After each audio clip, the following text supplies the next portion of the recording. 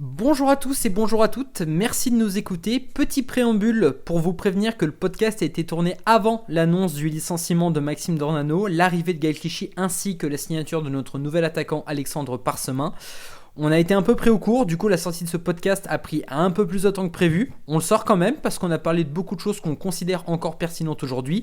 Et on vous propose un deuxième épisode dédié à notre nouveau coach et les perspectives qu'il amène dans les prochains jours. Bon podcast à tous et allez Malherbe. Amis Malherbis, soyez les bienvenus dans ce premier podcast de Tribune Malherbe. On va débriefer pendant 1 heure cette première partie de saison et il y a des choses à dire. Et pour ce faire, je ne suis pas tout seul. Voici l'équipe de ce podcast. Il y a Arthur avec moi. Salut Arthur. Salut à tous. Corentin est là aussi. Salut Corentin. Salut à tous. Nico, je vous présente Nico. Salut Nico. Bonjour tout le monde. Franck est également de la partie. Salut Franck. Salut Alex. Et Sébastien est avec nous. Salut Sébastien. Salut. Alors justement, Sébastien, on va commencer avec toi parce qu'on va se faire un petit débrief quand même de cette première partie de saison. Et tu nous as préparé un petit résumé de cette première partie de saison. Alors Sébastien, on t'écoute.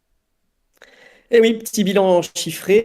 Si je vous dis 10, 20, 4, 8, 3, 15, 12, c'est pas les numéros les tirages du prochain tirage du loto. C'est les statistiques de notre stade Malherbe qui, avant le dernier match de la phase aller à Concarneau qui aura lieu en janvier, le 16 janvier, notre équipe elle est seulement 10e avec 20 points. 4 faméliques petites victoires, 8 nuls qui font pas vraiment avancer au classement. Mais l'équipe perd pas beaucoup, elle perd seulement 3 fois depuis ce début de saison. Avec un seul but marqué par match en moyenne et 12 encaissés, le bilan global il est pas terrible. Et au collège, on aurait un peu dit que c'est un élève très moyen, irrégulier, qui doit faire mieux au vu de ses capacités. Au-delà des résultats un peu bruts, les 12 479 spectateurs de moyenne et les 8 008 courageux abonnés qui sont venus aux 7 matchs à Dornano n'ont pas pris un plaisir démesuré lors des rencontres. Les matchs contre Aubagne B ou Dijon ou Sochaux avaient presque fait croire que notre saison serait bien meilleure qu'en Ligue 2, mais il y a eu quelques purges quand même. Bayeux notamment, Châteauroux, le Paris 13 Atlético, Bourg-en-Bresse, c'est venu rappeler quand même le vrai niveau de notre équipe pour conclure une année 2025 qui a été assez difficile avec la descente. L'arrivée d'un nouveau coach, un nouveau système, de nouveaux joueurs avait laissé entrevoir quand même de beaux espoirs qui ont été assez vite réduits à néant. L'enlisement arrivant, la direction du club, elle s'est montrée plutôt aux abonnés absentes, n'intervenant que trop rarement dans les médias, si ce n'est à la TV, où on les a vus au Stade de France ou à Madrid dans des séquences parfois un peu gênantes pour les suiveurs de Malherbe. Les discours bien faits montrent que la route pour reconstruire un club digne de la région prendra encore de longs mois, voire de longues années. Aujourd'hui, avec l'équipe dont tu parlais, avec les amis de Tribune Malherbe, on va essayer de vous analyser le négatif et le positif de cette mi-saison, les déceptions, mais aussi les satisfactions, parce qu'il y en a, que nous avons réussi à déceler dans ces premiers mois de compétition. Et même si ça sera compliqué, on veut rester optimiste, on veut rester confiant et encourager le club pour retrouver au plus vite une certaine forme de stabilité. Messieurs, maintenant que le petit bilan chiffré il est fait, c'est à vous d'enchaîner. Eh bien merci Sébastien pour ce beau résumé, du positif, du négatif.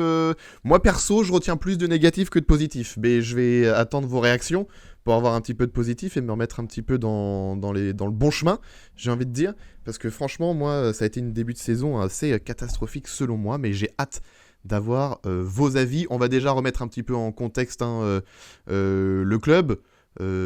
Qui évidemment est tombé en national et donc du coup au niveau financier etc c'est un petit peu compliqué. Est-ce qu'il y a quelqu'un qui voudrait réagir sur cette remise en contexte? Écoute, moi je veux bien partir sur ce sujet-là. S'il y a bien un motif de satisfaction cette saison, c'est le bilan financier qui s'est amélioré.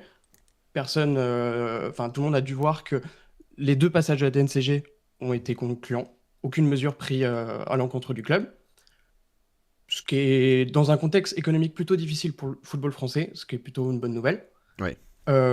Surtout que ce Malherbe-là a encore besoin de recruter, donc aucun impact sur le recrutement. C'est vraiment une bonne chose.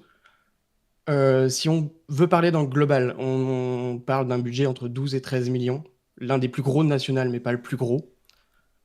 L'enjeu principal de cette saison, c'était de réduire drastiquement les coûts parce qu'en Ligue 2, il y avait une masse salariale qui cumulait à 11,5 millions d'euros, ce qui était déjà énorme en Ligue 2, alors en National, c'est intenable.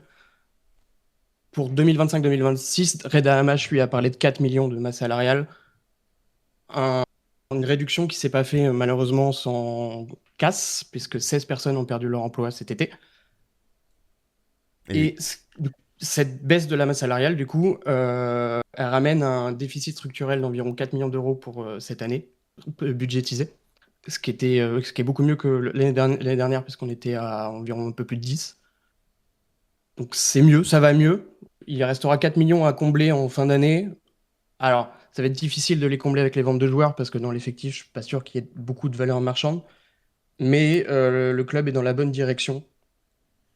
Et s'il y a bien un objectif qui est réalisé, c'est celui-là. bon, on a au moins 5 de positifs. Après, est-ce que dans le club, au niveau du sportif, maintenant, est-ce qu'on se régale? Moi, je suis pas sûr. Est-ce que vous régalez quand vous regardez les matchs de Malherbe? C'est ça. En fait, le fait de remettre les comptes d'équerre, c'est bien. Mais quel coût ça a sportif? C'est ça. C'est ça. Bah, disons que sportivement, tu vas faire du mieux que tu peux avec le pas grand-chose que t'as. Enfin, tu t'essayes de tenir à des joueurs que tu fais venir. On peut prendre un exemple quand même de satisfaction, ça peut être Ivan Botella. Même si concrètement, pour moi, il y a un avant et un après. On a pu connaître le Ivan Botella avec un peu cette grinta, cette fougue de début de saison. Il sautait sur tous les ballons, même ceux qui allaient finir sur une action qui n'allait mener à rien. Et là, on arrive petit à petit sur le joueur qui s'est mis au niveau du reste du groupe. Il y avait quand même, pour moi, 4-5 joueurs qui étaient satisfaisants tout début de saison. Qui ça? Et bah, si on prend un exemple, on peut avoir Gaucho, on a Sagnan aussi qui est arrivé un peu plus tard, mais qui dès son premier match, enfin, tu te dis qu'est-ce qu'il vient faire chez nous? Tu sais qu'il va rester qu'en prêt, mais tu te dis que c'est quand même bien d'avoir un central de ce niveau-là. Et t'as Ivan Botella, c'est quand même 4 buts en 13 matchs. Bon, c'est pas rien. Il a un but aussi en Coupe de France. C'est le 20e meilleur buteur de N1. Il a quand même il est arrivé avec un peu cette étiquette de porte-bonheur. Je sais pas si vous aviez vu cet article où en fait il a fait 3 montées avec Oui. Molenbeek, le Red Star et la Louvière. Donc il arrive avec ce petit côté trèfle à quatre feuilles et là je pense qu'il en a perdu une parce que je pense pas que la montée sera cette saison pour Malherbe. Il y a quand même eu des débuts prometteurs en plus avec Botella, c'était 3 buts en 6 journées et il s'est mis au niveau du groupe parce que je pense que quand on est en train de tirer à 5 mais que derrière t'as 15 joueurs qui traînent la patte, bah tu te dis bah je vais me mettre avec eux comme ça au moins on est en groupe et la meute fonctionnera ainsi. Mais pour en revenir concrètement à Botella, enfin, il a ce côté un peu travailleur, bon sens offensif. Et c'est ce faux neuf où on voyait en début de saison, c'est le faux neuf qui redescend pour relancer vers l'avant. Et c'est là où on va le voir de moins en moins faire ça, je pense. Parce qu'on est dans un volume de jeu qui correspond pas au jeu de l'équipe, concrètement. Et pour en revenir du coup à on parlait de cette dans le jeu concrètement de ce que tu nous disais Alex. Avec Botella, on a cette solution qui est crédible mais qui peut pas être définitive sur le moyen long terme pour Malherbe. Bah, moi je dirais que oui, c'est peut-être la seule véritable satisfaction offensive qu'on a depuis le début de saison. Il y a eu des beaux espoirs avec Mazier, avec même Niandouillet sur certains aspects. Mais Botella a été peut-être l'homme qui a le plus brillé lors de nos meilleurs moments cette saison. La Ouais. victoire 3-0 en ouverture, il est un des grands acteurs et il a un peu pas émerveillé, c'est peut-être un peu fort comme mot, mais il a un peu positivement surpris tout le monde et on s'était dit pourquoi pas, cet homme peut être avec nous, mais de l'autre côté, pour tempérer un peu, je dirais aussi, il y a eu des craquages. Moi, je me souviens de son carton rouge contre Rouen notamment, et quand il est bon, il est très bon, et quand il est mauvais, malheureusement, il est très mauvais. Dans les deux cas, il a un gros impact sur le reste de l'équipe, je trouve. Ouais, je suis d'accord. Si tu penses que l'attaque repose uniquement sur ses épaules, il y a une grosse débauche d'énergie de sa part constamment. Mais voilà, il faut qu'il soit entouré par des mecs qui ont autant envie que lui de créer, d'aller dans la surface, de marquer, parce que justement, ben, sinon il se fatigue, il se crève à devoir décrocher, à devoir combiner. Et espérons que son association avec Armand Andouillet en deuxième partie de saison, qui normalement Andouillet devrait être un peu plus au niveau physique, puisqu'il est arrivé un peu en cours de forme, Ah bon? que leur association puisse vraiment nous porter, enfin, même nous tirer devant, parce que c'est vrai que malheureusement, comme disait Franck, il s'est mis au niveau du reste de l'équipe et ben, on retrouve plus vraiment le Botella du début de saison. Surtout qu'en plus, les deux vrais tournants, je trouve, au niveau de la dynamique de l'équipe, correspondent à ces loupés. C'est-à-dire le penalty raté en fin de match contre Châteauroux et son carton rouge contre Rouen. À chaque fois, ça a mis quand même un coup de frein à la dynamique de l'équipe. À chaque fois, on a eu des bas ensuite et ça a mis du temps à se relancer. Voilà, je pense que c'est un joueur qui a un bon baromètre de l'équipe et espérons qu'il soit très bien dans la tête et dans les jambes et très bon en fin de saison, enfin, pour la deuxième moitié de saison. Parce que c'est lui qui risque de porter Malherbe devant, à part évidemment recrue au mercato. Mais dans tous les cas, il va falloir de l'adaptation, il va falloir tout ça, comme d'habitude. C'est vrai que Botella, il a un peu ce côté impliqué, impliquant. Sa débauche d'énergie, elle est tellement forte que tu te dis, bah, ça va impliquer les autres. Sauf que tu le vois, il fait une course défensive, deux courses défensives, il peut même en faire cinq. Et tu te dis, bah, les gars, à un moment donné, il faut arriver à le lancer, faut récompenser ce boulot-là, en fait. Et il vient à marquer, c'est le but face à Villefranche, il a son but, mais tu sens qu'il n'y a pas forcément de satisfaction. Il y a cette flamme qui commence à rétrécir parce que il n'est pas satisfait du boulot, je pense, que lui-même donne et que l'équipe donne en soi. Sa célébration, tu as raison, contre Villefranche, elle est symptomatique. Euh, Oui. il fête à peine son but alors qu'il vient d'égaliser et que c'est un moment important du match. Et vous avez raison avec son attitude à Botella. Je suis d'accord aussi avec Nico. Les deux faits majeurs, c'est Châteauroux, son penalty, et son carton rouge inadmissible contre Rouen, où il a cassé une dynamique qui commence à se créer. Alors ça c'est pour au niveau des joueurs, au niveau de l'équipe. J'aimerais quand même aussi qu'on parle du coach, de Maxime Dornano. J'aimerais quand même avoir votre avis sur cette première partie de saison de Maxime Dornano, qui est un petit peu compliqué quand même, parce qu'on est quand même en milieu de tableau de national. C'est pas du tout la position à laquelle on pensait être à ce moment-là de la saison. Donc voilà, vous, Maxime Dornano, qu'est-ce que vous en pensez ? Et ben, Maxime Dornano, il a une première partie de saison compliquée, comme tu l'as dit. Pourtant, il arrive avec plein d'idées. Directement sur les matchs amicaux, on a pu voir du pressing très haut, de l'agression directement chez l'adversaire pour récupérer le plus vite possible le ballon et pour entamer ensuite une phase de possession et finir par soit du jeu long ou un truc pour créer une action de but. Mais au fur et à mesure que ces attaquants ne marquaient pas, qu'il y a une crise de confiance qui s'est installée, et ben il s'est un peu renié et a essayé de trouver le truc qui marchait en vain, parce qu'il a testé énormément de choses, à 3 Ouais. derrière, 2 devant. Il a quand même testé Gabin Thomé et Léo Milinaire en attaque, quoi. C'est ça, il est obligé de bricoler un petit peu pour essayer d'avoir des résultats. Et du coup, il se retrouve un peu à se renier dans ses idées, parce que sur les derniers matchs, moi, le pressing et l'agression chez l'adversaire, je le vois de moins en moins.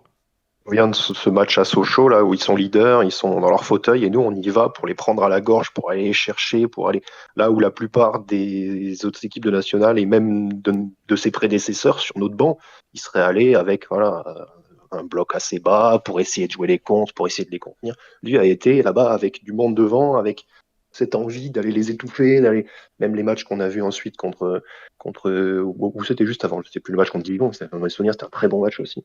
Et oui, à chaque fois, en fait, il a des idées, il veut être protagoniste, il veut étouffer l'adversaire avec ce pressing haut, mettre du monde dans la surface, et sauf qu'en fait, il y a eu trop de matchs, trop de scénarios de fin de match où ben, on n'a pas réussi, on a manqué de réalisme, on n'a pas réussi à tuer ces matchs-là, on s'est fait rattraper, ou on a fait un nul, on a fait beaucoup trop de nuls d'ailleurs. Et, et oui, en plus, il doit composer avec l'effectif assez limité qu'il a. Il y a de la qualité, ça manque de densité. Il y a eu pas mal de blessures. Et oui, effectivement, comme dit Corentin, je pense qu'il est arrivé avec de la très bonne volonté, des très bonnes intentions, et malheureusement, bah, il a été obligé de s'adapter un peu à la conjoncture et aux situations des matchs. Et en fait, maintenant, on a presque l'impression qu'il a plus peur pour son poste que vraiment envie d'appliquer ses idées. Tu parlais du coup de conjoncture et de contexte. C'est vrai qu'il faut aussi prendre ça en compte. Il arrive à Caen, qui est un club extrêmement médiatique, même quand on était en Ligue 2. On redescend en national, il y a beaucoup de regards qui sont portés sur le club parce qu'on était racheté par un des joueurs les plus connus au monde. C'est une énorme institution, c'est un peu un vieux dinosaure, c'est souvent très difficile de bouger les vieux dinosaures parce qu'ils ont des certitudes même quand ils s'enfoncent. Et peut-être que les bons présages qu'on a pu voir en début de saison, peut-être qu'ils se sont effacés au fur et à mesure du temps parce que malgré tout, quand on voit dans la communauté, on a été nombreux à louer les qualités du coach, mais il y a eu énormément de monde qui se sont mis aussi à critiquer au moment où ça allait pas et assez vite quand même.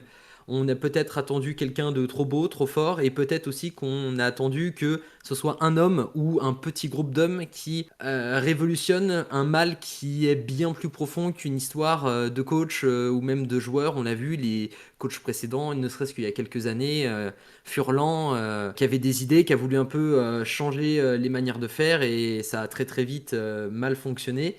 C'est aussi compliqué, je pense, de s'imposer dans un club comme le Stade Malherbe quand tu es quelqu'un de connu dans le monde du national, mais inconnu quand tu supportes un club de Ligue 2, voire même de Ligue 1 si tu remontes à quelques années. Il y a aussi peut-être ça à prendre en compte. Est-ce qu'on minimise pas aussi son rôle? Enfin, il est quand même, pas, je vais pas dire coupable, mais à s'entêter justement dans ces systèmes où on comprend rien de ce qu'il fait. Est-ce qu'il a quand même une part de responsabilité dans le niveau global de l'équipe? Pour moi, on parle de Dijon, de Sochaux, de Aubagne B, parce que c'était une demi-équipe Ouais. d'Aubagne en début de saison. C'était des beaux matchs qu'on a eu plaisir à regarder. On a même rêvé à jouer le haut de tableau. Mais au fur et à mesure des mois, enfin, les purges dont on parlait tout à l'heure, c'est le Paris 13 Atlético, Bourg-en-Bresse, Villefranche et tous ces matchs-là. C'est récent en fait, ça date d'il y a quelques semaines à peine. Le niveau de jeu, il est aussi en partie coupable, le coach, de Mm. mal faire jouer ses joueurs. Ouais, puis je pense aussi que t'as des stigmates aussi de la saison dernière où les gens n'ont plus la patience. C'est bon. Sauf que tu te retrouves avec un coach qui avait été en difficulté sur sa première saison au FCR, si je me trompe pas, et qui avait réussi à bâtir quelque chose à partir de la seconde saison qu'il a passé à la tête de l'équipe. Et t'as ce... Ouais, je pense que c'est juste des traumatismes en fait. C'est que les gens n'ont pas envie de revivre ce qu'on a vécu la saison dernière, parce que dans l'idée générale, on est Malherbe et on peut pas vivre ça, tout simplement.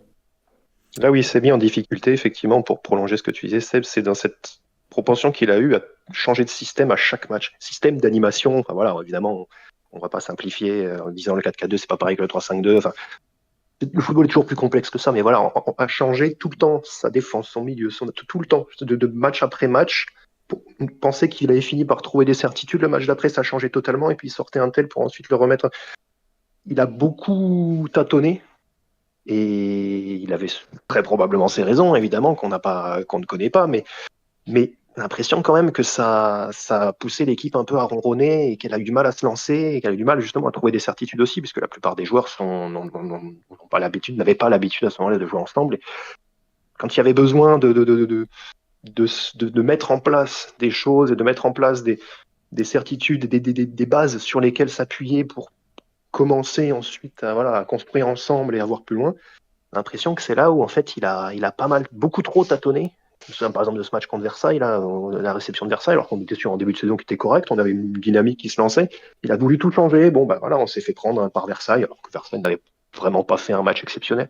Le match d'après, il a tout rechangé. Et puis, selon qu'on allait à l'extérieur, à domicile, et puis il passait à un attaquant, à deux attaquants, à trois défenseurs, à quatre défenseurs. J'espère qu'il a trouvé la formule, mais on a l'impression que c'est toujours pas le cas. Et pour le coup, là, voilà, ça fait quand même une moitié de saison qu'il est là. On va même parler d'un autre homme, c'est qu'on parle de Reda Hamash, en fait, Eh ben parlons-en. concrètement. Parlons-en, tiens. Moi, je veux bien en parler, les gars, moi ça me dérange pas. Donc, Reda Hamash, c'est le directeur du recrutement. Je vais pas juger l'homme, mais je vais plutôt juger le contexte. En fait, on parle de Dornano qui est un bâtisseur. Bah, j'ai un peu l'impression qu'on est sur le même profil sur Reda Hamash.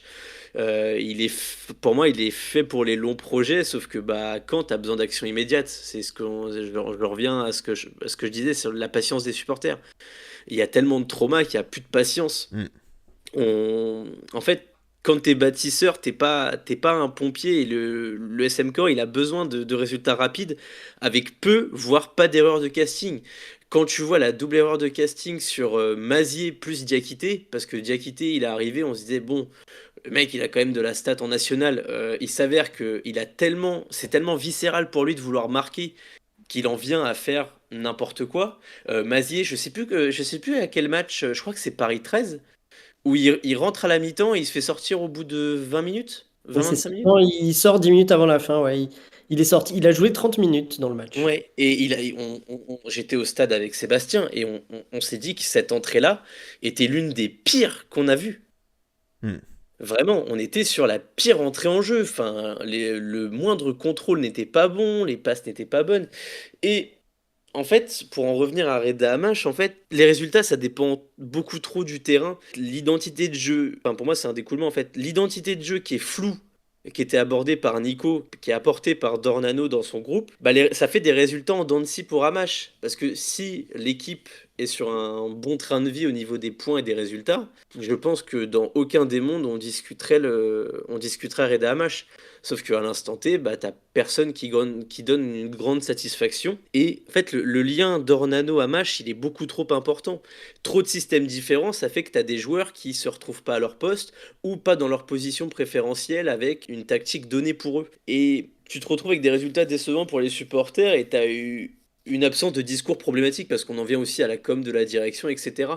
Si je dois en faire une conclusion, en fait, pour moi, c'est que juste t'as un bon élément avec Reda Hammach, t'as un bon élément avec Dornano, mais là, pour moi, c'est un gros problème de timing pour les deux parce que t'as deux bâtisseurs et t'as pas des pompiers. Bah justement, Franck, moi je voudrais te relancer sur un sujet, c'est est-ce que c'est pas aussi un problème de compétence pure que de pas s'adapter à un contexte club, à une situation donnée à l'instant T? Parce que là, enfin, quand ils sont arrivés, je pense qu'ils étaient au courant que le club était en crise et Oui. que il fallait un minimum de pompiers aussi. Bah, en fait, c'est là où je pense que si on vient sur l'aspect des compétences, je pense que Reda Hammach, il les a. Enfin, il est passé par Lens, le Red Star, ça a été une réussite. De ce que je lis et de ce que j'entends, c'est quelqu'un qui a quand même un beau réseau. Enfin, on arrive à aller chercher un mec qui jouait les qualifs en Conference League. Enfin, quel moment tu viens en National 1, à un moment donné, faut être honnête aussi. Donc je pense que c'est quelqu'un qui a un réseau, qui a des contacts. J'ai envie de dire à voir, c'est comme Dornano, j'ai envie de laisser le temps parce que tu sais que tu vas pas descendre et que ça se trouve la deuxième saison de N1 ne sera que plus belle. En sachant que t'as la Ligue 3 qui arrive bientôt aussi. Du coup, moi, j'aimerais bien enchaîner sur peut-être un signe de satisfaction de Hammach, c'est la ligne défensive et le recrutement Ouais. des joueurs défensifs. On a eu très peur l'année dernière, on se souvient, on va pas rappeler les matchs de Moussunda et même de Romain Thomas en fin de parcours du côté de Malherbe. C'était un sujet qui nous faisait très peur parce qu'on avait eu des grosses largesses défensives les saisons d'avant, même les saisons où on ne s'effondrait pas. Et on a eu un recrutement que je trouve être plutôt intelligent, c'est-à-dire recruter des vieux briscards et des mecs qui connaissent la nationale. On va rappeler les noms quand même. Alors Didi Gaucho, qui peut être considéré comme un défensif, Henry et Bolumbu sont restés. Mais le reste, c'est parti. Et on a décidé de recruter des joueurs qui connaissent très bien la Nationale 1 et ce championnat garde des tranchées qu'on connaît depuis quelques années. On a recruté Vinicius Gomez, qui est connu pour être le fils de crise. Donc on est parti le prendre à Villefranche. On a pris Leandro Morente qui, même s'il était à Martigues en Ligue 2 la saison dernière, a quand même bien connu la nationale. On a pris Maxime Etuin qu'on a connu il y a quelques années quand on joue en Ligue 2, qui avait fait un bon passage en Ligue 2 et des très bonnes saisons en nationale. On a pris Ronny Labonne comme des bons charognards parce que malheureusement son club de Nîmes, comme tout le monde le sait, s'est effondré. Et là, niveau du recrutement, on est parti prendre Souleymane Siagnan, on en parlait tout à l'heure, de Lens. Tout le monde un peu surpris parce qu'il sortait d'une très bonne prépa avec le club du Nord. On a réussi à le prendre et forcé de constater que la ligne défensive répond plutôt à nos demandes, même avec un contexte un peu compliqué. On se souvient en début de saison où à chaque match, c'était devenu un sketch. Un de nos défensifs sortait sur blessure. Et malgré tout, malgré le fait qu'il y avait beaucoup de turnover en défense, où on a même fini par penser à aligner Yann M'Vila en défense, voire même tenter des défenses à 3. On s'en souvient, hein, les compos un peu aléatoires du magicien Dornano. Et bah, 12 buts encaissés en 15 matchs, c'est mieux que énormément d'équipes en nationale. Seuls Sochaux, Rouen, Dijon et Fleury font mieux. Et je rappelle que Sochaux, Rouen et Dijon, c'est des grosses équipes. Fleury est une anomalie, c'est-à-dire que on est au milieu de tableau de national et on est une équipe qui encaisse très très peu de buts. Et aussi, il y a un homme qu'il faut souligner parce qu'il est resté, c'est Anthony Mandrea. Il a essuyé énormément de critiques, on s'en souvient l'année dernière, voire même en point où Clémencia avait pris sa place pendant quelques matchs saison dernière en Ligue 2.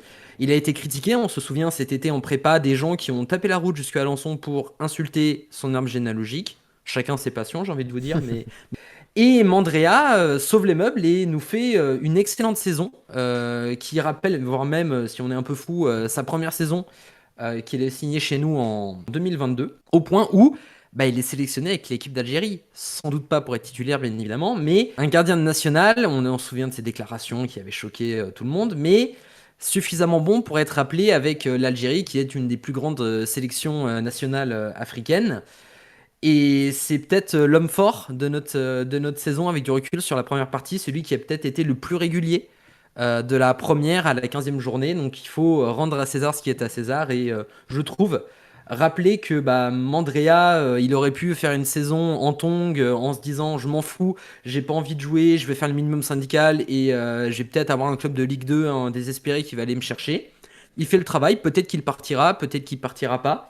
Mais il faut saluer son bon début de saison et il faut saluer aussi quelque chose d'autre qui là peut-être est un peu plus inquiétant, c'est que le secteur défensif fait un très bon travail en défense, c'est ce qu'on attend de lui, mais aussi en attaque malheureusement, parce que je rappelle que le deuxième meilleur buteur du club, c'est Vinicius Gomez, il a 4 buts. C'est peut-être que le manque d'efficacité de talent du milieu de terrain et de l'attaque permettent d'encore plus se rendre compte de la qualité de notre charnière défensive. Je sais pas ce que vous en pensez de votre côté. Ouais, le niveau offensif, il est pas assez élevé. De toute façon, tout le monde le sait, mais il y a que Botella qui marque dans cet effectif, au-delà de Vinicius, mais enfin sur les joueurs offensifs. Il y a un manque de talent pur pour moi dans cet effectif. Diakité, c'est un joueur OK de N1, mais certainement pas pour jouer le haut de tableau, donc c'est plus un joueur de rotation. Et le fait que ces attaquants-là, du coup, galèrent un peu à marquer, ça a entraîné une crise de confiance. Et du coup, c'est la boucle infernale qui fait que sans confiance, il marque plus, et sans marquer, il replonge encore dans une crise. Et voilà, et après, il y a, comme tu l'as dit, il y a le milieu qui est pas forcément au niveau, qui distribue pas forcément les ballons comme il faut, qui aide pas forcément ses ailiers. J'ai envie de taper aussi un petit peu sur les latéraux, qui débordent moins souvent qu'ils devraient, et du coup laissent les ailiers en position de 1v1, qui n'ont pas forcément le talent de gagner, et que il y a peut-être aussi un truc c'est des joueurs qui ont tous été quasiment dans des, entre guillemets, petits clubs, et que là, se retrouver quasiment du jour au lendemain devant 10 000 personnes, ça a tendance à foutre un peu de pression, et que possiblement que sur le terrain, les mecs claquent un peu des genoux. C'est peut-être possible que le fait de jouer dans un stade plein, ça peut peut-être aussi perturber certains joueurs qui n'ont pas l'habitude de ça, c'est sûr. Ça peut en perturber certains, mais ça peut en motiver d'autres. Vinicius Gomez, quand il était arrivé, moi j'avais clairement cru comprendre qu'il venait pour être une doublure défensive.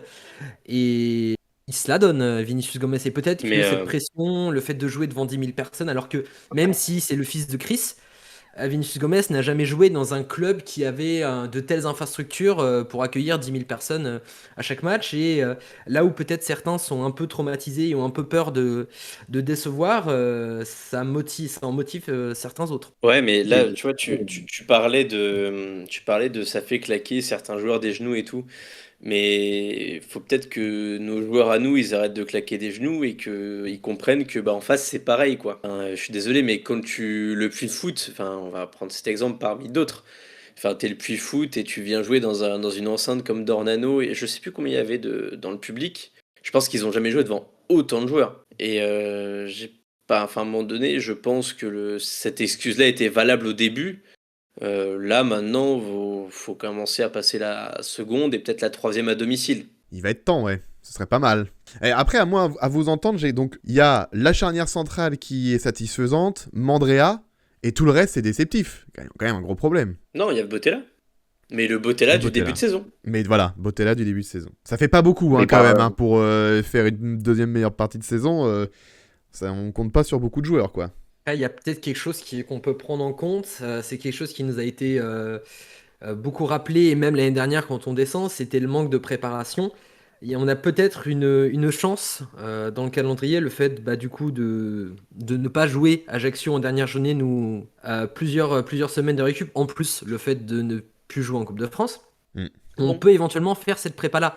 On a entendu dire, par exemple, des Nandouillet ou des Daliamar, on nous a dit, ils sont arrivés hors de forme, ils sont pas prêts, ils ont des gènes, etc. Éventuellement, ce côté déceptif pour beaucoup de joueurs, on espère que c'est la véritable raison de leur manque de performance chez nous, mais peut-être que ce très long mois de pause va permettre de travailler mieux les automatismes et de permettre à certains joueurs de se mettre en confiance et de mieux travailler avec tout le reste de l'effectif. Moi, je pense notamment à un Daliamar qui peut-être, de mon côté, est la plus grosse déception de ce début de saison. C'est du milieu de terrain que va dépendre notre fin de saison, en fait, puisque voilà, la défense fait le taf.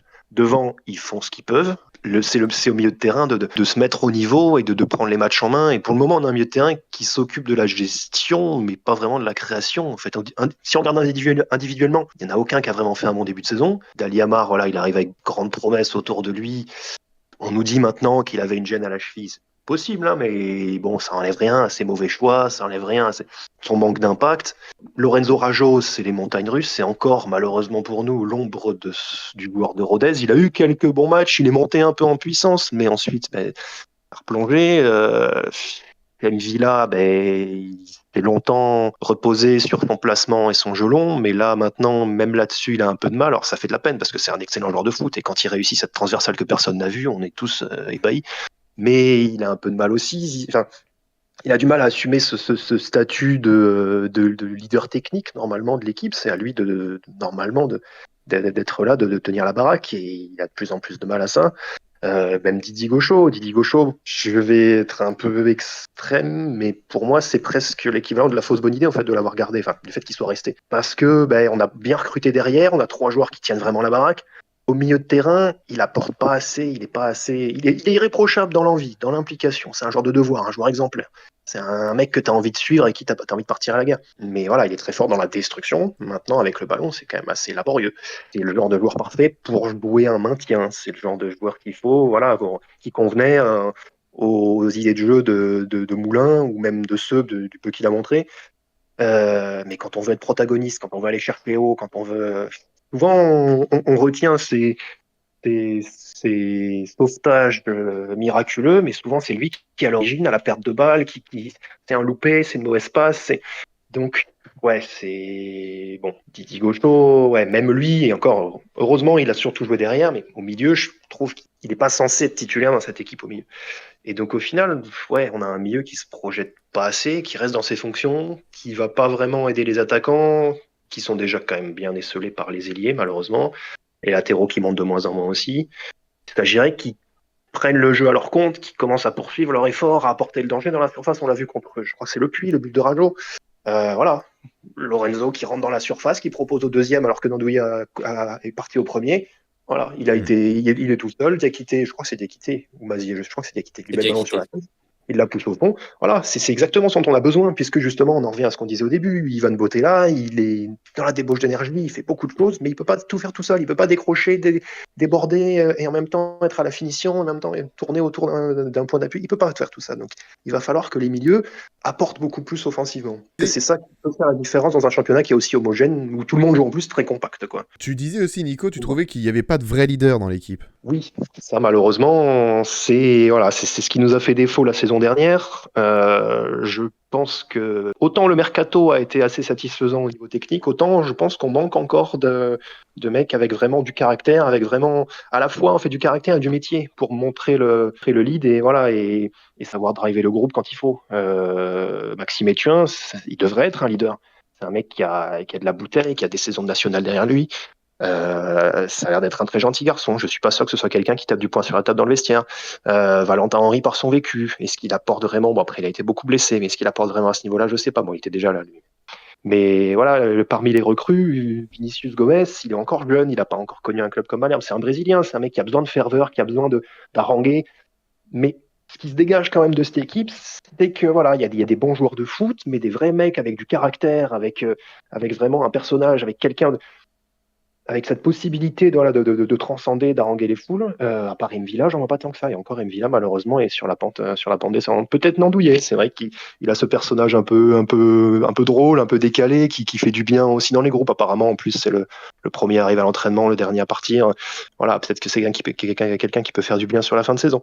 Mais j'ai l'impression que, oui, on reproduit un peu le même schéma que l'an dernier, où en fait, on va essayer de combler des manques techniques, mais on oublie peut-être un peu aussi cette variable-là dans la gestion de groupe, qui est que, ben oui, ça reste un effectif de foot, ça reste un groupe d'une vingtaine d'êtres humains, et que le mental, ça va moins, la confiance, et puis voilà, quand on enchaîne 3 matchs nuls, une défaite, réussir à rentrer sur la pelouse en se disant on va tout arracher, on va aller chercher, on va aller les bouffer, et ben c'est pas forcément donné à tout le monde, ça reste des êtres humains, donc voilà. Et j'espère que c'est le genre de profil qu'on va voir arriver là au mois de janvier.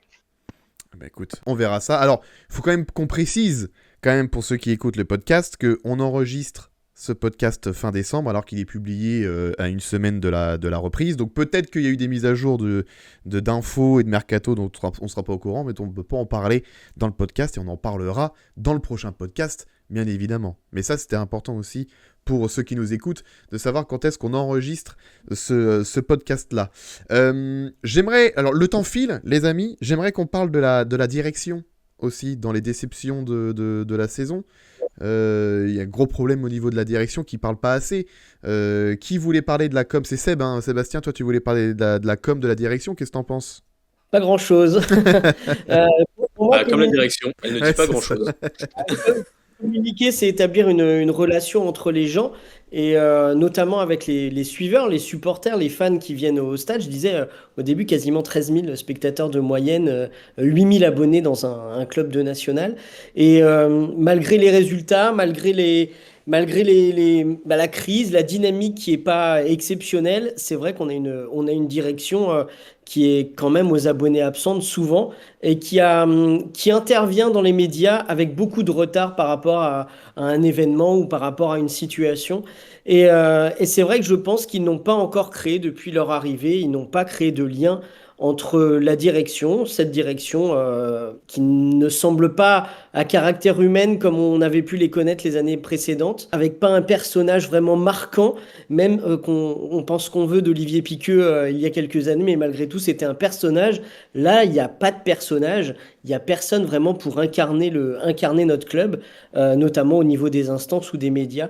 Et c'est vrai que cette direction qui utilise toujours des mots sympathiques, ça ne va pas plus haut, ça ne va pas trop haut, ça ne va pas trop bas, ça essaye de satisfaire tout le monde, et au final, ça satisfait absolument personne. On a une direction qui est aux abonnés absente quand même, et qui ne semble pas, un petit peu à ce que l'image de Nico disait, avec un personnage motivant dans le vestiaire. Et ben moi, cette direction-là, elle me motive pas en fait à les suivre et à essayer de comprendre quel est vraiment le projet sportif. Si quelqu'un parmi vous sur le podcast peut me dire quel est le projet sportif des années qui viennent, enfin des mois et des années qui viennent, et le projet extra sportif du club, j'avoue que je veux bien le savoir, parce que sincèrement, je sais pas ce qu'ils veulent faire de Malherbe. Voilà, je sais pas ce que vous en pensez, mais c'est ce que je voulais, le petit coup de gueule du moment sur la direction. La direction, elle joue directement sur un truc, j'ai peur sur le long terme, sur la ferveur, tu l'as rappelé tout à l'heure. Première journée nationale, tu ramènes des dizaines de milliers de personnes au stade, on a une affluence moyenne de 12 000, sauf que sur les derniers matchs, c'est un peu plus compliqué. Le dernier match à domicile contre Bourg-Péronas, alors c'est une victoire certes, mais il faut voir la tronche de la victoire encore une fois. Peut-être que la direction, en plus d'autres choses, hein, mais je pense qu'elle en est quand même bien responsable d'une belle partie, c'est que ça va arriver peut-être à la pire chose possible, c'est la disparition de la ferveur. On l'a vu l'année dernière, un public qui était en colère, il montrait encore quelque chose, il montrait encore un attachement, et la colère reste une émotion et montre un marqueur d'affection envers son club. Là, peut-être, le fait de jouer en national dans un club qui n'est plus autant médiatisé, à un championnat que personne ne suit, mis à part les suiveurs des clubs de national. On va pas parler beaucoup de national cette saison, ou alors pour parler de Rouen qui va remonter, mais Malherbe, ça va être compliqué. Peut-être qu'on va arriver à la pire des choses possibles, c'est l'ignorance. L'indifférence, oui. L'indifférence, on le voit sur les réseaux. La dernière fois qu'on a énormément parlé de Caen, c'était pour le tweet d'Mbappé. Ouais. Mais le problème, c'est que ça n'a pas parlé de Caen. Ça a parlé d'un bif entre deux hommes, mais entre guillemets, nous, on est entre les deux. C'est plein de choses comme ça. On sait qu'on peut ramener 17 000 personnes un mardi soir pour un derby contre Rouen, mais est-ce que on le fera quand on accueillera QRM en phase retour ou qu'on jouera d'autres gros clubs Est-ce qu'on aura la ferveur qu'on a eue en début d'année où je pense que tout le monde de bonne foi s'est dit nouveau coach, nouveau projet, on redescend pour mieux remonter et ça va être compliqué de tenir cette ferveur, même avec des résultats. On a vu, on a gagné contre Bourg-Péronas, ça n'a pas convaincu le public. Le MNK, il a fait beaucoup de trucs, il a fait beaucoup de choses, notamment l'année dernière. Ça n'a pas marché parce que aussi cette direction-là, elle a beau avoir des belles paroles, bah on sent pas de lien avec les supporters, avec la ville, avec tout ce qui fait vivre en fait ce club. Et peut-être que ça va arriver à ce que d'autres clubs ont pu connaître. Oui, j'habite à Caen, mais je préfère peut-être aller voir des matchs peut-être pas du Havre, mais j'ai peut-être plutôt suivre d'autres gros clubs parce que bon, Malherbe ça va 2 minutes, mais moi j'aime le foot à la base, donc je vais plutôt aller regarder les matchs du PSG, les matchs de l'OM, les matchs de l'OL ou Non, d'autres puis choses comme ça, quoi. à un moment donné aussi, il faut le dire, à Caen, t'as pas que le foot. Enfin, t'as le hockey qui performe, le handball, t'as aussi le basket. À un moment donné, ça fait aussi beaucoup d'écosystèmes proches qui peuvent te ponctionner du monde parce que en fait, ils ont juste un ras-le-bol du. Ils ont pas ras-le-bol du football. Ils ont ras-le-bol de ce qui est proposé au final par l'équipe. Mm. Et ils vont finir par aller à la patinoire, ils vont finir par aller au Palais des Sports. Enfin, Et ils vont pas se désintéresser, mais ça va être c'est du je m'en foutisme parce que ils ont plus de plaisir à aller voir un sport qu'ils connaissent moins plutôt que de s'infliger 2 heures dans le froid à voir quelque chose qui est proche de pas grand-chose en fait. ce qui est intéressant, ce que tu dis aussi, c'est par rapport du coup à toutes les entités sportives de la ville de Caen. Malherbe, c'était la force de frappe il y a quelques années. C'est devenu la brebis galeuse maintenant du sport canet, le Ouais. club de foot. Ouais, c'est ça, non mais c'est concrètement ça. Enfin, à un moment donné, faut dire les termes, oui. Bon alors, ça fait un bilan pas très reluisant quand même pour cette première partie de saison. Il va falloir donc se concentrer sur la deuxième partie qui va vite arriver. Et justement, pour cette deuxième partie de saison, ce serait pas mal d'avoir de nouveaux joueurs, de faire un petit mercato, parce qu'il y a quand même Mbappé, le propriétaire, qui a reçu 61 millions d'euros de la part du PSG. Peut-être qu'il va en mettre un petit peu pour Malherbe pendant cette trêve d'hiver ou l'été prochain, mais qu'est-ce qu'il nous faudrait comme joueur ? Quel mercato serait idéal ? C'est la question que je vais poser à Franck. Franck, j'ai l'impression que toi, tu as bossé sur le mercato, c'est ça, Franck ? Ouais, bah après, si c'était si simple de transférer de l'argent, franchement, même ne serait-ce que, on en discutait encore avec Corentin hier, même ne serait-ce que 2 millions, mais Ouais. c'est champagne quoi. T'es le roi des As de National avec 2 millions. Ah ouais, vraiment, parce que là, tu te régales. Non, forcément, bah, c'est vrai que j'aime bien ce côté un peu scout, un peu regarder des profils de joueurs, voir ce qui se passe dans des championnats dont beaucoup de personnes se foutent en France. C'est pour ça que quand on regarde, j'ai ciblé 3 profils. Forcément, t'as un attaquant. Enfin, à un moment donné, faut le dire. T'as besoin d'un mec qui sait finir devant le but. On lui demande pas d'être au début de l'action. On lui demande juste d'être à la fin et de savoir mettre ça au fond face au gardien ou face à un but vide. On s'en fout. Un milieu qui va réussir à distribuer parce que je crois que c'était Corentin qui en parlait il y a de moins en moins de jeux sur les ailes. Non, c'était Arthur, pardon, qui parlait du jeu sur les ailes qui s'amenuisait de plus en plus. Et forcément, bah, aller chercher un défenseur gauche parce que Étuin c'était sympa au début, sauf que bah, comme disait Nico, c'est pas vraiment un leader alors qu'il devrait. Et au final, il s'avère que les prestations qu'il a fait au début, bah, c'était un peu de la poudre aux yeux.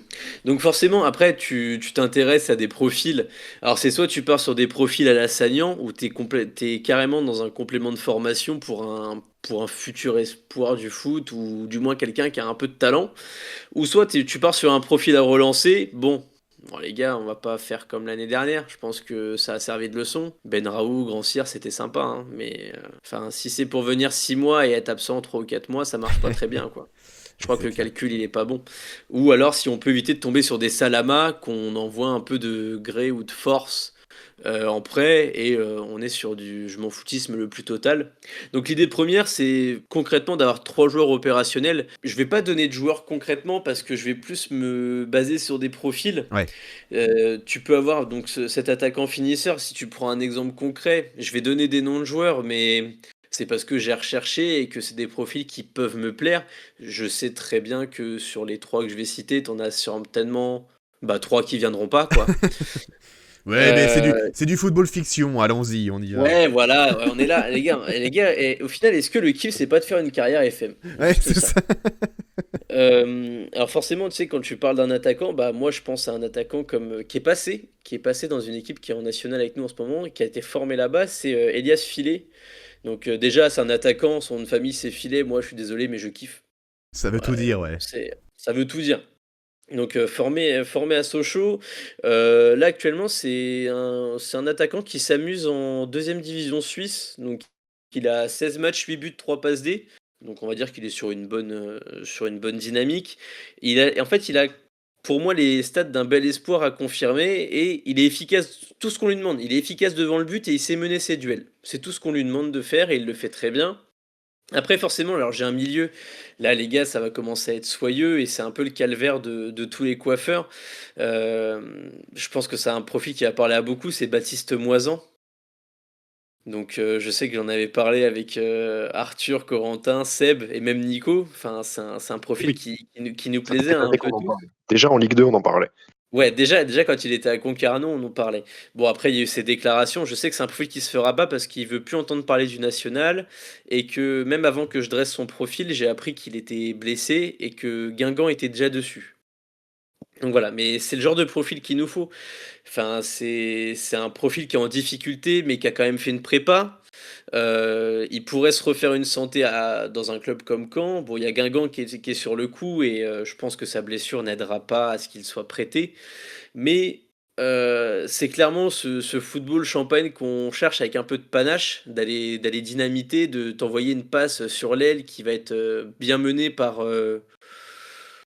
celui qui veut, parce qu'à gauche c'est compliqué entre Diakité et Mazier, tu sais pas lequel utiliser parce que les deux sont moyens moins.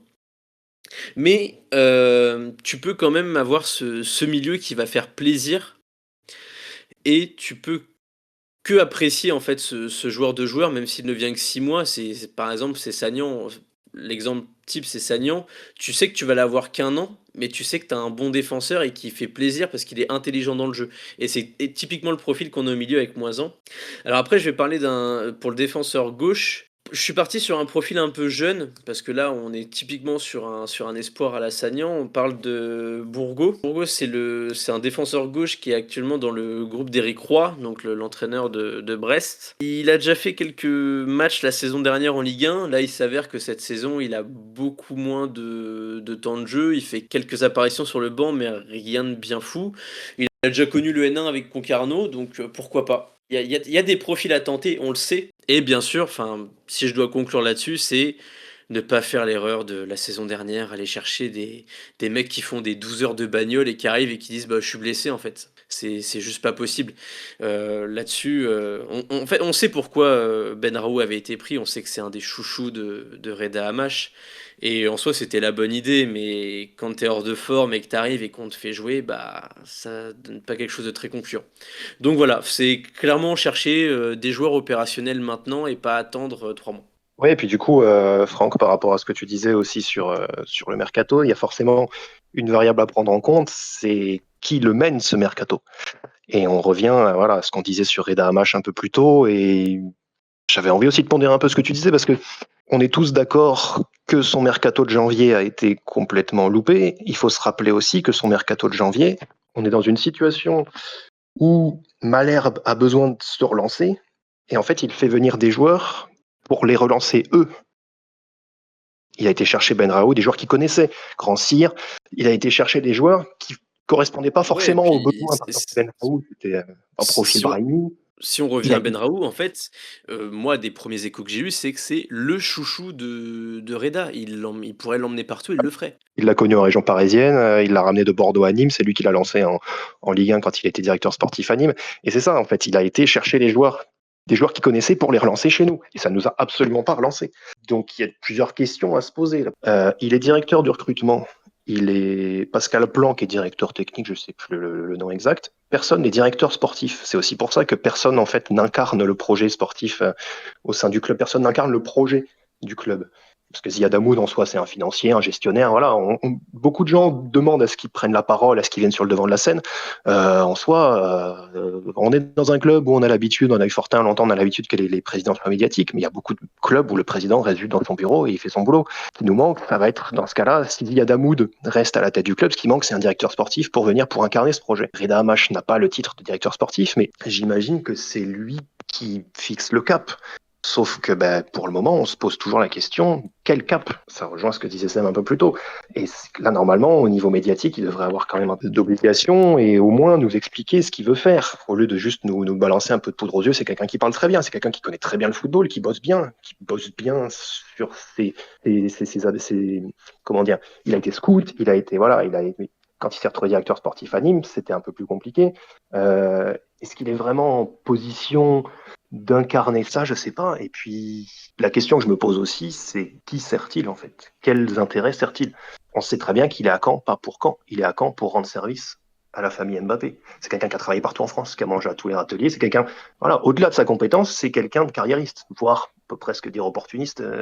Quelqu'un qui veut se placer, qui veut monter. Il n'y a pas beaucoup de scouts de jeunes qui écumaient les terrains de région parisienne qui, 15 ans après, sont directeurs sportifs d'un club professionnel. Donc, on sait que si ça marche, ça servira à ses intérêts. Si ça ne marche pas, il arrivera quand même à rebondir ailleurs. On imagine, puisque c'est les délais actuels, que la direction, la famille Mbappé est là sur un projet sur 3 à 5 ans pour essayer de redonner de la valeur au club. À quelle échéance se projette-t-il, lui, au club? À quelle échéance est-il en train de monter l'équipe? Enfin, dans le sens où on a déduit de l'été dernier qu'on monterait sur 2 ou 3 ans. Mais est-ce qu'ils l'ont vraiment déclaré, communiqué tel quel? Je sais même pas. Et vont-ils surtout tout mettre en place pour pouvoir monter l'an prochain? Où en est le groupe? Où en est l'effectif? Où en est le club?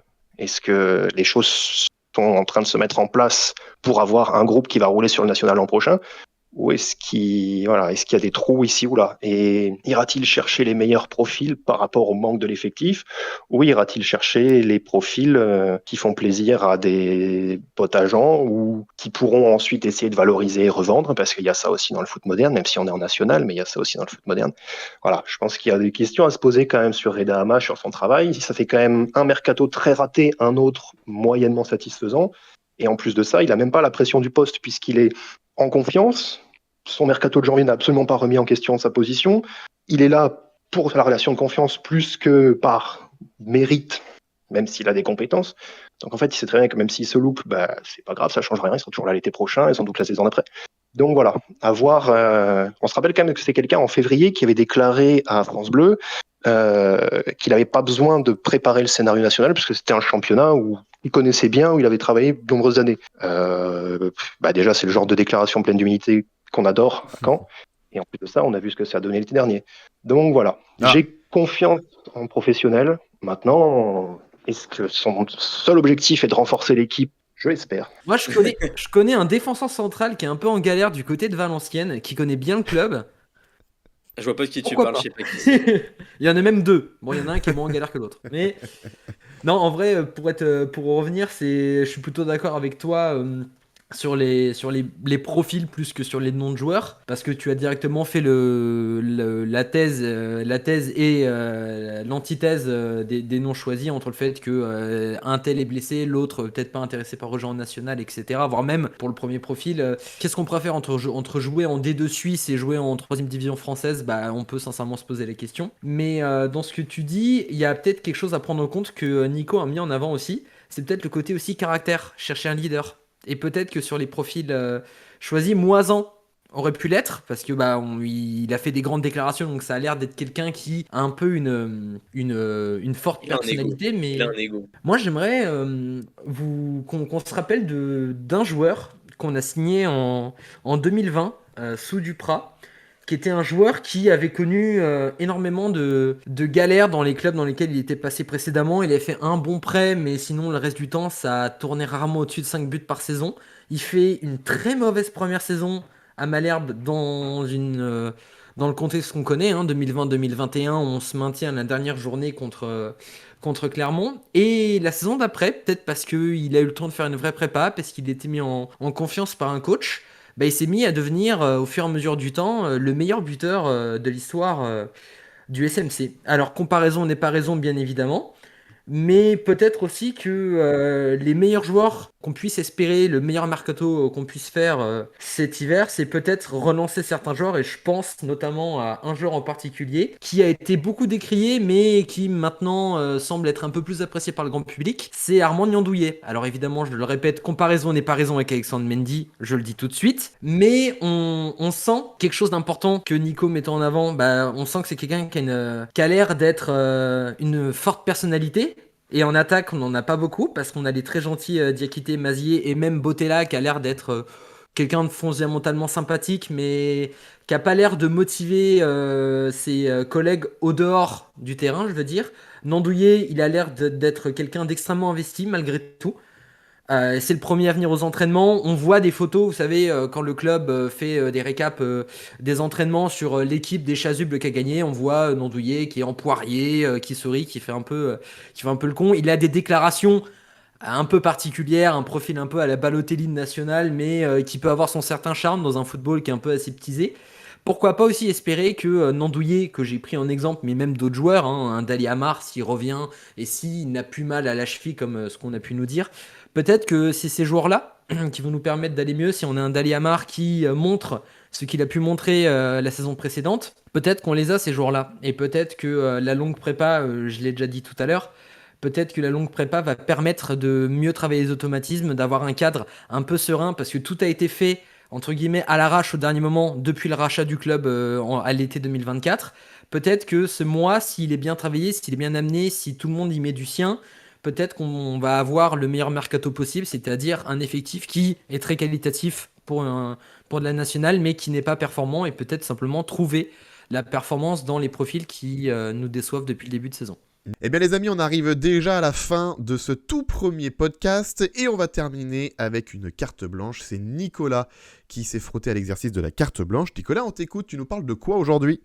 Malherbe, tu deviens chiant. Tu deviens chiant ? Ah bah très bien, allez, on y va. Malherbe, tu deviens chiant. Il y a deux sens à ce mot-là. Il y a le côté fatigant, épuisant, et ça fait des années qu'on comprend plus vraiment ce que tu deviens, mais on est toujours là. Et il y a un deuxième sens, ennuyeux, qui suscite plus vraiment d'émotion. Et ça, malheureusement, là, on est en plein dedans. J'ai flanché, de temps en temps, je l'avoue. J'ai mis les matchs sur YouTube, puis j'ai regardé que d'un œil, en écrivant à des potes, en faisant autre chose. Et je pense que ça nous est tous arrivé, ici, et vous aussi. En même temps, je suis même pas sûr qu'on ait besoin de sortir une deuxième main si on commence à compter le nombre de matchs marquants depuis la descente de 2019. Donc j'en veux à toutes ces directions successives, qui ont fait glisser Malherbe où il est actuellement, qui ont fait perdre la passion à tellement d'amoureux du club. La direction actuelle, évidemment, est comprise dedans, avec ses postures arrogantes, son absence totale d'empathie. Ça peut encore s'arranger, faut avoir confiance. Et dans ces moments-là, on se rassure souvent en se remémorant les beaux souvenirs, les saisons en Ligue 1, les montées en Ligue 1, les beaux joueurs qu'on a connus. Ils sont allés très très haut, très très loin là-bas. Ça fait du bien, ça fait chaud au cœur, c'est sûr. Mais j'en ai marre aussi de devoir tout le temps regarder en arrière. J'ai envie qu'on regarde aussi un peu vers l'avenir. Et dans les moments difficiles qu'on traverse depuis des années maintenant, malheureusement, c'est indispensable qu'on se recentre aussi sur ce qui fait Malherbe, sur nos valeurs, sur notre fierté, sur notre identité, qui fait qu'on continue à se déplacer, à débattre. Et c'est justement qu'on traverse ces mauvais moments-là tous ensemble, tous unis par notre amour de Malherbe. On a l'air de se trouver un tournant actuellement. Et Arthur en parlait plus tôt. Et si on perd cette ferveur, si on perd ce qui fait Malherbe, on deviendra juste un club de national comme les autres en fait. Un club de ville moyenne, comme un autre, sans grand intérêt. On fera parler de lui de temps en temps, tous les 10 ans, pour un parcours en coupe. Si on continue de laisser des gens qui n'en ont rien à faire du club nous en éloigner, on va tout perdre en fait. Et nous ici, tous, avec les copains, on le refuse. Alors, comment garder espoir malgré tout ? On est beaucoup à se poser cette question. C'est la question. Et bien entendu, pas simple. Mais une des pistes de réponse que j'ai trouvées en me creusant un peu la tête, c'est justement en perpétuant ce qui fait de nous un club à part. Donc en s'accrochant, en gardant cette ambiance, cette chaleur humaine qu'on se transmet tous, qui impressionne beaucoup de monde, pas seulement en Normandie, mais aussi en France et aussi au-delà.